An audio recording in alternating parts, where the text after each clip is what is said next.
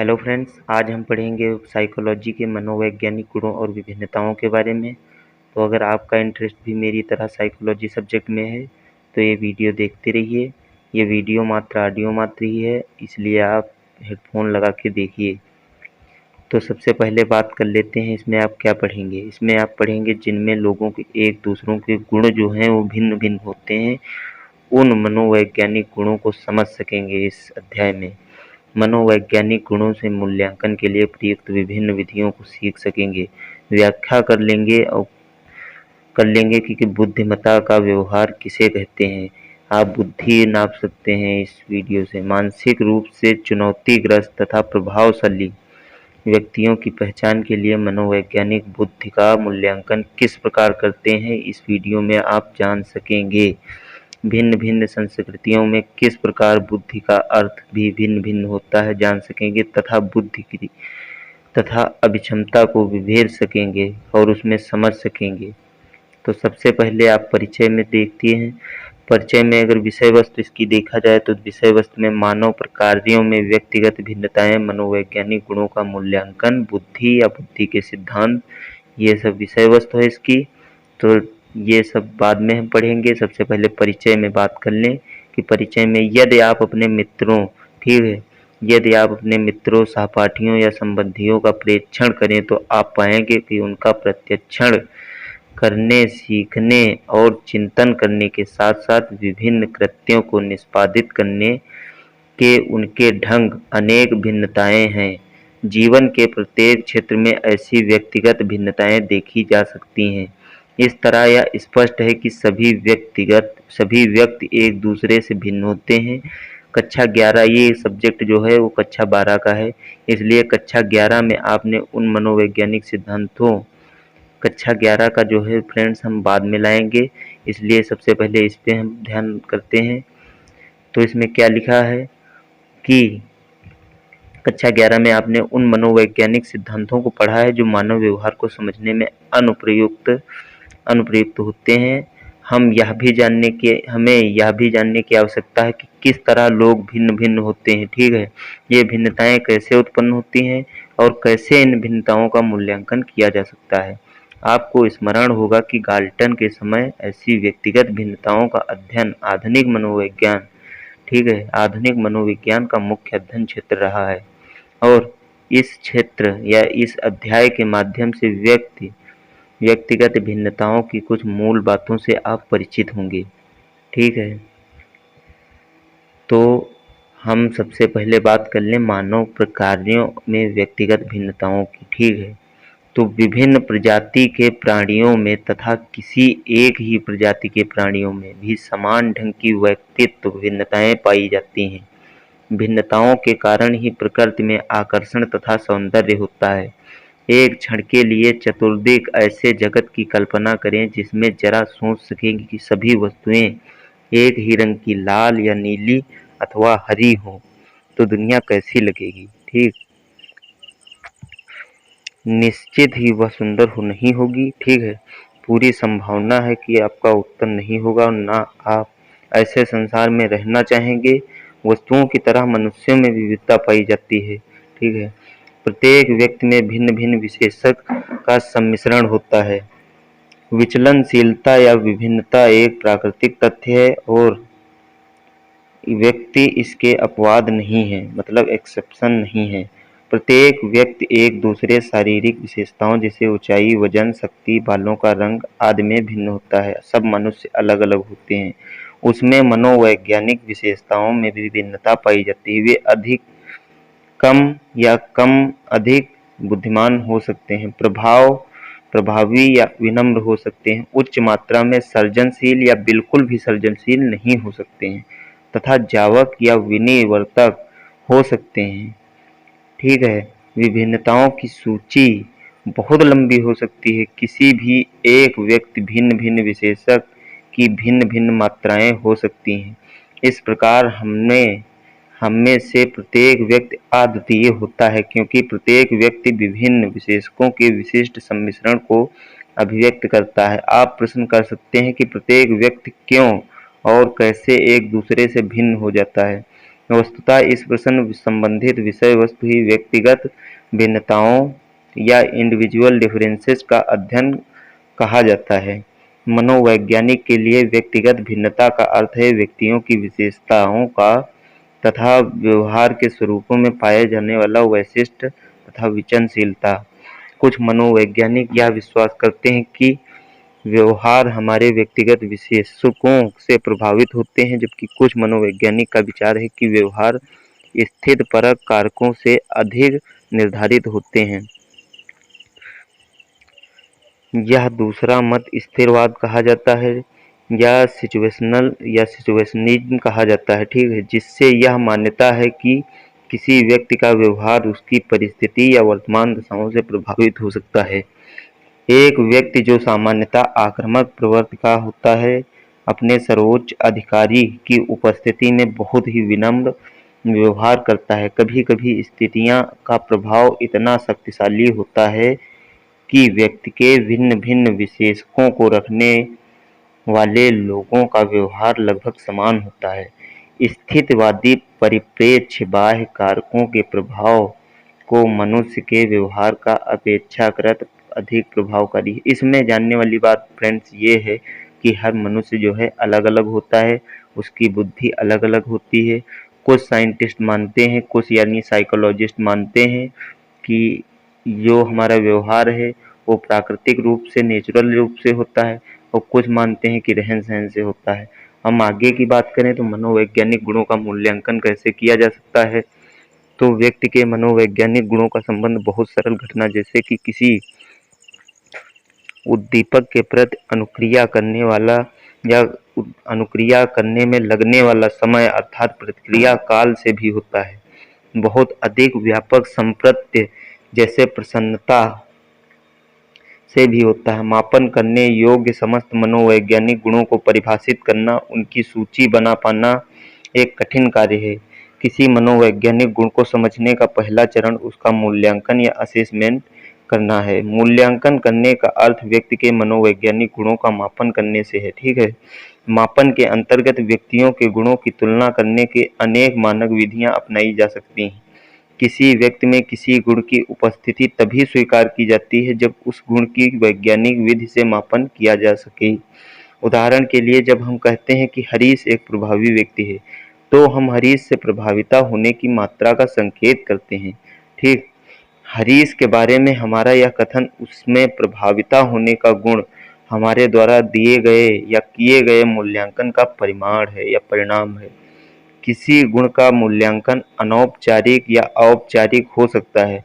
औपचारिक मूल्यांकन वस्तुनिष्ठ मानकीकृत तथा व्यवस्थित रूप से किया जाता है। दूसरी ओर अनौपचारिक मूल्यांकन जिन व्यक्तियों का किया जाना है उनके बदले जाने से, मूल्यांकन करने वाले व्यक्तियों के बदल जाने से परिवर्तन होता रहता है, जिसमें प्राप्त परिणाम या मूल्यांकन की व्यक्तिनिष्ठ व्याख्या होने लगती है।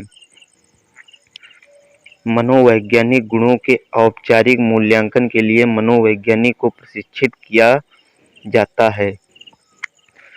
मूल्यांकन कर लेने के पश्चात प्राप्त सूचना के आधार पर हम हरीश द्वारा भविष्य में किए जाने वाले व्यवहारों को पूर्व कथन कर सकते हैं।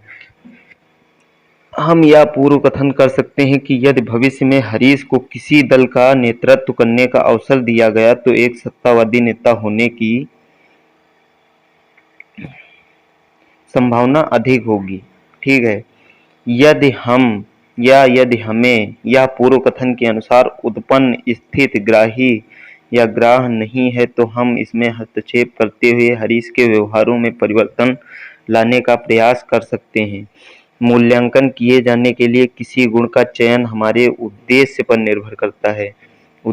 निर्भर करता है। यदि हम किसी कमजोर विद्यार्थी द्वारा परीक्षा में अच्छा निष्पादन करने में सहायता करना चाहते हैं तो उसकी बौद्धिक शक्ति तथा कमजोरियों का मूल्यांकन करना होगा।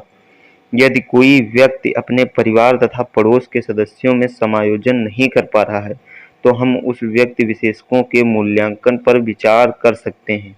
यदि किसी व्यक्ति की अभिप्रेरणा की मात्रा बहुत कम है तो हम उसकी अभिरुचियों तथा वरीयताओं का मूल्यांकन कर सकते हैं।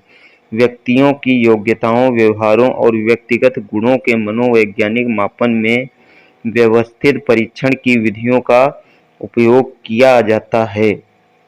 मनोवैज्ञानिक गुणों के क्षेत्र या कुछ क्षेत्र क्या हैं, तो वो हम फ्रेंड्स जान लेते हैं। तो मनोवैज्ञानिक गुण रेखीय तथा अथवा एक विमीय नहीं होते हैं। वे जटिल होते हैं और उन्हें कई विमाओं द्वारा व्यक्त किया जा सकता है। कोई एक रेखा बहुत से बिंदुओं का एक समूह होती है और बिंदु कोई स्थान नहीं घेरता, परंतु एक डिब्बे के बारे में सोचें तो यह स्थान घेरता है। डिब्बे का वर्णन इसकी तीन विमाओं की सहायता से किया जा सकता है। ये तीन विमाएं इसकी लंबाई, चौड़ाई तथा ऊंचाई। यह स्थिति मनोवैज्ञानिक गुणों की भी हो सकती है। ये गुण सामान्यतया बहुविमीय या बहुपक्षीय होते हैं। यदि आप किसी व्यक्ति का पूर्ण मूल्यांकन करना चाहते हैं तो यह मूल्यांकन करना होगा कि विभिन्न क्षेत्रों जैसे संज्ञानात्मक, सांवेगिक, सामाजिक आदि में कैसे व्यवहार या निष्पादन करता है। इस अध्याय में हम मनोवैज्ञानिक की अभिरुचि के कुछ महत्वपूर्ण गुणों का वर्णन करेंगे। इन गुणों का संवर्गीकरण मनोवैज्ञानिक साहित्य में उल्लिखित अनेक प्रकार के मनोवैज्ञानिक परीक्षणों पर आधारित है। बुद्धि, जैसे बुद्धि पर आधारित है तो इंटेलिजेंस का आशय पर्यावरण को समझने, सविवेक चिंतन करने, किसी चुनौती के सामने उपलब्ध संसाधनों का प्रभावी ढंग से उपयोग करने की व्यापक क्षमता। बुद्धि परीक्षणों से व्यक्ति की व्यापक सामान्य संज्ञानात्मक सक्षमता तथा विद्यालयी शिक्षा से लाभ उठाने की योग्यता का ज्ञान होता है। सामान्यतः कम बुद्धि रखने वाले विद्यार्थी विद्यालय की परीक्षाओं में उतना अच्छा निष्पादन करने की संभावना नहीं रखते, परंतु जीवन के अन्य क्षेत्रों में उनकी सफलता की प्राप्ति का संबंध मात्र बुद्धि परीक्षणों पर उनके प्राप्तांकों से नहीं होता है। यहाँ पे फ्रेंड्स बात करने वाली है, यहाँ पे क्या बात हो रही है कि वन फ्यूचर मतलब one paper not decide your future, मतलब आपकी मार्कशीट आपका जो है भविष्य निर्धारित नहीं कर सकती है। अभिक्षमता या एप्टीट्यूड का अर्थ किसी व्यक्ति की कौशल के अर्जन के लिए अंतर्निहित संभाव्यता से है। अभिक्षमता परीक्षणों का उपयोग यह पूर्व कथन करने में किया जाता है कि किसी या की व्यक्ति उपयुक्त पर्यावरण और प्रशिक्षण प्रदान करने पर कैसा निष्पादन कर सकेगा। एक उच्च यांत्रिक अभिक्षमता वाला एक व्यक्ति उपर्युक्त प्रशिक्षण का अधिक लाभ उठाकर एक अभियंता के रूप में अच्छा कार्य कर सकता है। ठीक है, इसी प्रकार भाषा की उच्च अभिक्षमता रखने वाले व्यक्ति को प्रशिक्षण देकर एक अच्छा लेखक बनाया जा सकता है। और दूसरा यहाँ तीसरा क्या है, अभिरुचि या इंटरेस्ट जिसको हम बोलते हैं। इंटरेस्ट का अर्थ है किसी व्यक्ति द्वारा दूसरी क्रियाओं की अपेक्षा किसी एक अथवा अधिक विशिष्ट क्रियाओं में स्वयं को अधिक व्यस्त रखने की वरीयता से है। विद्यार्थियों की अभिरुचि मूल्यांकन से हमें निर्णय लेने में सहायता मिल सकती है कि किन विषयों या पाठ्यक्रमों का प्रसन्नता के साथ अध्ययन कर सकते हैं। अभिरुचि का ज्ञान हमें विकल्पों के निर्धारण करने में सहायता करता है, जो जीवन में संतुष्टि के साथ कार्य निष्पादन को उन्नत करता है। व्यक्तित्व या पर्सनैलिटी की बात करें तो पर्सनैलिटी का अर्थ है व्यक्ति की अपेक्षाकृत स्थायी प्रकार की उन विशेषताओं से है जो उसे अन्य व्यक्तियों से भिन्न बनाती है। पर्सनैलिटी का मतलब आपको किसी व्यक्ति से डिफरेंट बनाती है। ठीक है, व्यक्तित्व परीक्षण व्यक्ति की अद्वितीय विशेषताओं जैसे व्यक्ति प्रभावी या विनम्र, जावक है या विनिवर्तित, संवेगता स्थिर है या तनुत मिजाज आदि मूल्यांकन करने का प्रयास करता है। व्यक्तित्व मूल्यांकन हमें किस प्रकार के व्यवहारों की व्याख्या करने में सहायता प्रदान करने के साथ साथ यह पूर्व कथन करने में क्षमता प्रदान करता है कि किसकी व्यक्ति भविष्य में कैसा व्यवहार करेगा।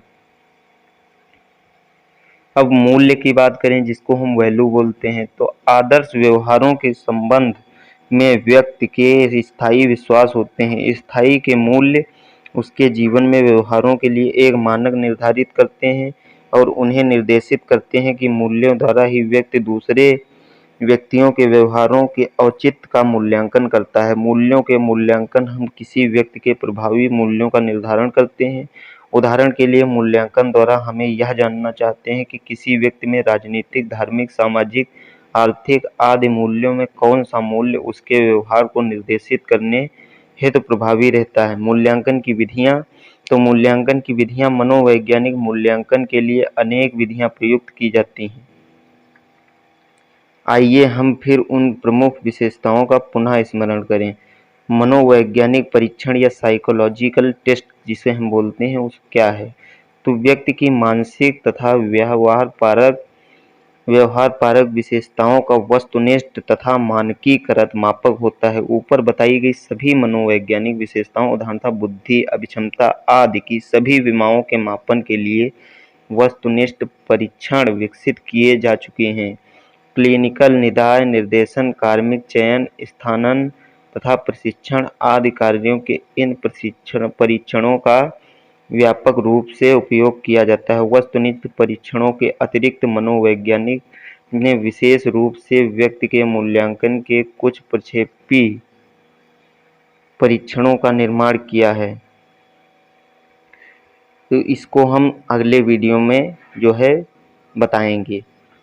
अब साक्षात्कार जिसके हम इंटरव्यू बोलते हैं। इंटरव्यू की विधि में परीक्षणकर्ता व्यक्ति से वार्तालाप करके सूचनाएं एकत्र करता है। आप इसे प्रयुक्त होते हुए देख सकते हैं जब कोई परामर्श या परामर्शद किसी सेवार्थ से अंतःक्रिया करता है तो एक विक्रेता घर जाकर किसी विशिष्ट उत्पाद की उपयोगिता के संबंध में सर्वेक्षण करता है। कोई नियोक्ता अपने संगठन के कर्मचारियों का चयन करता है अथवा कोई पत्रकार राष्ट्रीय एवं अंतर्राष्ट्रीय महत्व के विषयों पर महत्वपूर्ण व्यक्तियों का साक्षात्कार करता है या इंटरव्यू करता है। अब व्यक्ति अध्ययन या केस स्टडी जिसे हम बोलते हैं वो क्या है ये भी जान लेते हैं। तो विधि में किसी व्यक्ति के मनोवैज्ञानिक गुणों तथा उसे मनोसामाजिक और भौतिक पर्यावरण के संदर्भ में उसके मनोवैज्ञानिक इतिहास आदि का गहनता से अध्ययन किया जाता है। नैदानिक मनोवैज्ञानिक इस विधि का व्यापक रूप से उपयोग करते हैं। इच्छुक व्यक्ति महान व्यक्तियों के जीवन में केस विश्लेषणों द्वारा उन महान व्यक्तियों के जीवन अनुभवों से सीख प्राप्त कर सकता है। व्यक्ति अध्ययन में विभिन्न विधियों जैसे साक्षात्कार, प्रेक्षण, प्रश्नावली, मनोवैज्ञानिक परीक्षण आदि के उपयोग प्रदत्त आंकड़े एकत्र किए जाते हैं। प्रेक्षण या जिसे ऑब्जर्वेशन हम बोलते हैं वो क्या है? तो प्रेक्षण में व्यक्ति की नैसर्गिक या स्वाभाविक दशा में घटित होने वाली तत्क्षणिक व्यापार या व्यवहार परक घटनाओं का व्यवस्थित, संगठित तथा वस्तुनिष्ठ ढंग से अभिलेख तैयार किया जाता है। कुछ गोचर जैसे मातृ शिशु अंतःक्रिया का अध्ययन प्रेक्षण प्रणाली सरलता से किया जा सकता है। प्रेक्षण प्रणाली की एक बड़ी समस्या यह है कि इसमें स्थित तथा प्रेक्षण बहुत कम नियंत्रक होता है और प्रेक्षण से प्राप्त विवरण की प्रेक्षक द्वारा व्यक्तिनिष्ठ व्याख्या की जाती है। आत्म प्रतिवेदन या सेल्फ रिपोर्ट क्या है? तो सेल्फ रिपोर्ट वह विधि है जिसमें व्यक्ति स्वयं अपने विश्वासों, मतों आदि के बारे में तथ्यात्मक सूचनाएं प्रदान करता है। ऐसी सूचनाएं किसी साक्षात्कार, अनुसूची अथवा प्रश्नावली, किसी मनोवैज्ञानिक परीक्षण अथवा व्यक्तित्व डायरी का उपयोग करके प्राप्त की जा सकती हैं। अब हाजिर जवाबी शीघ्र सीख लेने की योग्यता और संबंधों को समझ लेने की योग्यता जैसे अनेक गुण ऑक्सफोर्ड शब्दकोश या जिसे हम ऑक्सफोर्ड डिक्शनरी में बुद्धि को प्रत्यक्षण करने या परसिवरेंस सीखने जिसे लर्निंग, समझने अंडरस्टैंडिंग और जानने जैसे नोविंग की योग्यता के रूप में परिभाषित किया है। बुद्धि के प्रारंभिक सिद्धांतकारों ने भी इन्हीं गुणों द्वारा बुद्धि को परिभाषित किया है। अल्फ्रेड बिनेट बुद्धि के विषय पर शोध कार्य करने वाले पहले मनोवैज्ञानिक में से एक थे। उन्होंने बुद्धि को अच्छा निर्णय लेने की योग्यता, अच्छा बोध करने की योग्यता और अच्छा तर्क प्रस्तुत करने की योग्यता के रूप में परिभाषित किया। वेसलर, जिनका अध्ययन किसी बुद्धि परीक्षण बहुत व्यापक रूप से उपयोग किया जाना है या किया जाता है, ने बुद्धि को उसकी प्रकार्यात्मक के रूप में समझा, अर्थात उन्होंने पर्यावरण के प्रति अनुकूलित होने में बुद्धि के मूल्य को महत्व प्रदान करने से वेसलर के अनुसार बुद्धि व्यक्ति की वह समग्र क्षमता है जिसके द्वारा व्यक्ति सविवेक चिंतन करने, सौदेश्य व्यवहार करने, अपने पर्यावरण से प्रभावी रूप से निपटने में समर्थ होता है। कुछ अनेक मनोवैज्ञानिक जैसे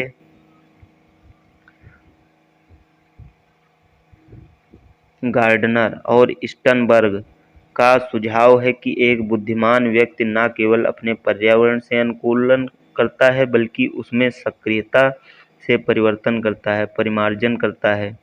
क्रम विकास बुद्धि के कुछ महत्वपूर्ण सिद्धांतों की विवेचना किए जाने में समझ आ जाएगा। फ्रेंड्स, आगे का वीडियो हमारा जो है कल रहेगा और इस वीडियो को देखने के लिए थैंक यू सो मच। अगर आप इस चैनल पे नए हैं तो आप ये चैनल सब्सक्राइब कर लीजिए। Thank you so much.